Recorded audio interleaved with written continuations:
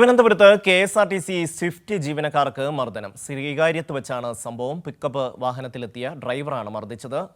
ഷീജ ചേരുന്നു. ഷീജ, എപ്പോഴായിരുന്നു സംഭവം?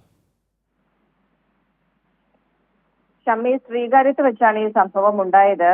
അതായത് KSRTC സ്വിഫ്റ്റിന്റെ ജീവനക്കാരനാണ് മർദ്ദനമേറ്റിരിക്കുന്നത്. ഒരു പിക്കപ്പ് വാഹനത്തിലെത്തിയ ഡ്രൈവറാണ് മർദ്ദിച്ചിരിക്കുന്നത്. സൈഡ് കൊടുത്തില്ല എന്നുള്ളൊരു തർക്കം, ആ തർക്കത്തെ തുടർന്ന് തർക്കം വലുതായതിനെ തുടർന്നാണ് ഇത് മർദ്ദനത്തിലേക്ക് കാര്യങ്ങൾ എത്തിയിട്ടുള്ളത്.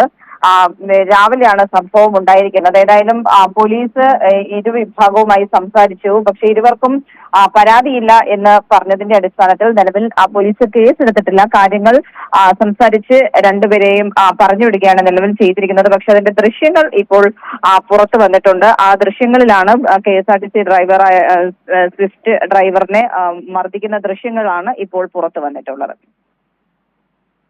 ഷീജയാണ് വിശദാംശങ്ങൾ നൽകിയത്.